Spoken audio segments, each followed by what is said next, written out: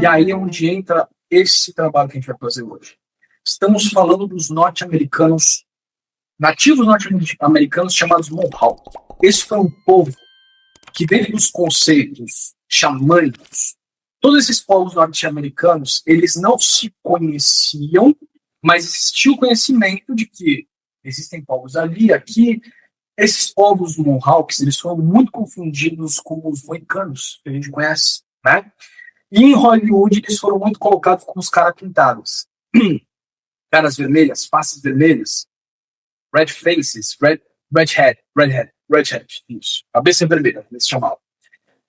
E criou-se todo um formato, aquele índio americano que a gente conhece, né? A gente tinha aquele cara em cima do cavalo, vem dos Mohawks. Só que os Mohawks são povos nativos. Em primeiro lugar, eles têm algo muito filosófico na troca da existência como ser encarnado. E aí é onde entra o conceito por trás da nossa querida tela aqui. Qual é a cor predominante? Obviamente, vermelho. Vermelho, para quem não sabe, é a cor da terra para o indígena. Se eu pegar a cor comumente utilizada para representar a terra, qual é a cor que eu utilizo? Marrom, verde. Pode ser? Todo mundo de acordo? Marrom, verde. Cores, né, específicas. Diz respeito à terra. Quando eu coloco como eu estou falando espiritual, qual é a cor espiritual para você? Branco, azul claro, dourado, rosa? Uma variação muito grande. Tá?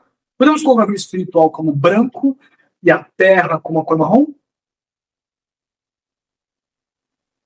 Para os povos norte-americanos, nossos queridos Mohawks, a cor vermelha é a cor da terra. E o espírito encarnado, em seu propósito, caminha e presencia uma vida. Para eles, o marrom da terra com o branco da espiritualidade, quando mistura essas duas cores, vira o vermelho. Obviamente, se eu misturar marrom com branco, o que vai dar? Bege, Pantone 55, sei lá. Não vai dar vermelho. Mas para eles dava vermelho. Não sei se dava de fato, mas eles são convencidos de que a terra é vermelha. Não estou falando da terra em si. Estou falando daquela terra que eu piso como ser encarnado. De fato, aí que está essa potência, esse poder de ancestralidade que habita por trás desse conhecimento. Volto a falar para vocês novamente. Experimentem com pessoas que vocês trabalham, pessoas que estão nesse processo, vocês mesmos, muitas vezes, em um processo de emocional extremamente pesado.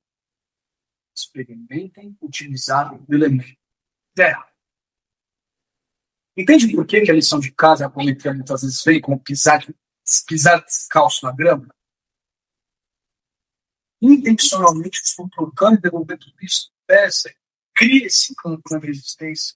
E é nesse lugar onde a gente começa a entender o que para eles é um animal de poder.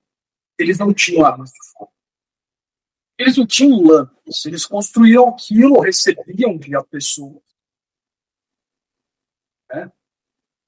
E eles começaram a usar das medicinas sagradas deles para que eles, de fato, pudessem acessar aquilo que, por exemplo, é a munição de uma arma que é disparada em fração de segundos, acerta o meu companheiro e mata. Que animal pode ser desse jeito? Tão eficiente e eficaz quanto? A águia, um falcão? Então, eles usavam essa medicina para tornar a mente como a de um falcão. Iam para a guerra trajados de animais. Eu sou o tipo de norte-americano, nativo norte-americano, que eu vou para porrada. A arma muito comum deles era machadinha. Não era faca, era machado. Como se fosse um machado, mas menorzinho. Eles tinham um costume muito comum que era o quê?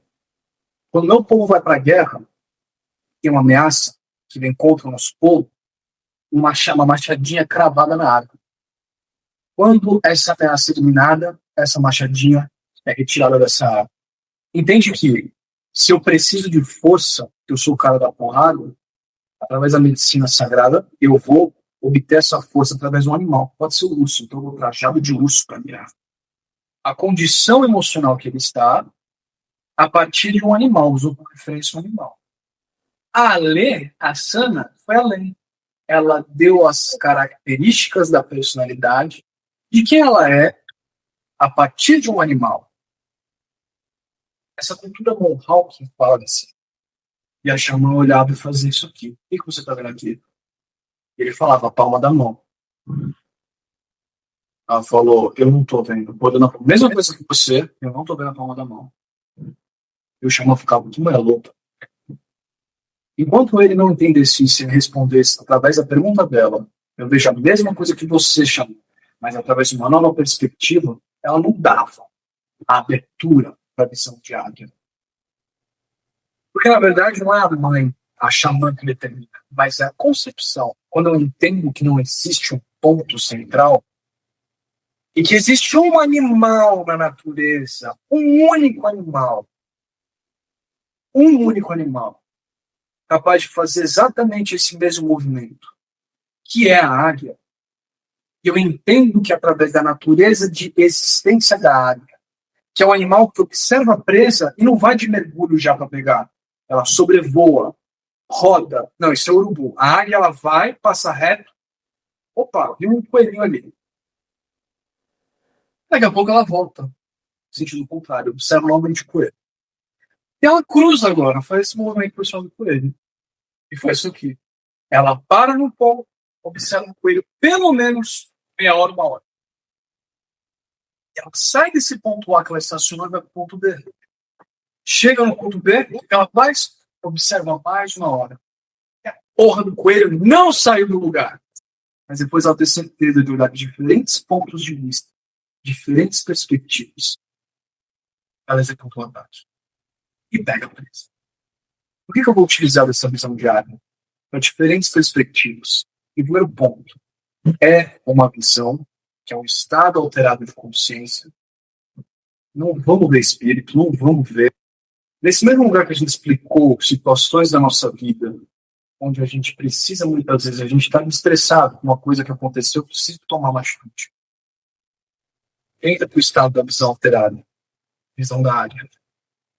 Observe a mesma situação em diferentes pontos de vista, diferentes perspectivas. Quando você observar de todos esses pontos, você executa o seu movimento. Terapeutas, vou trabalhar uma pessoa X, Y, Z. A visão de águia eu utilizo para mim. Quando eu vou utilizar para o próximo, para observar as questões dele que ele pede meu auxílio, eu uso a visão de águia, mas quando eu estou externalizando, eu chamo de pulso da águia. Qual que é a diferença? Nenhuma, é só o nome. A diferença é o quê? O pulso da águia é um momento onde nós observamos. Lembra sempre, tá? Não se prenda um animal águia. Lembra que para o Mohawk, o meu estado de emoção, o meu estado emocional, o estado como eu me comporto mediante as naturezas, as diversidades, diz respeito ao animal que eu escolho para representar o que eu estou sentindo. Ok? Então, nesse mesmo movimento, onde a gente vai entrar para a visão de águia. E eu vou deixar a lição de casa. Vou colocar situações para vocês, eu vou provocá-los. Porque eu não gosto de aplicar um trabalho onde eu simplesmente entrego. E, de fato, eu quero mostrar para vocês o que é capaz de fazer, o que vocês são capazes de fazer.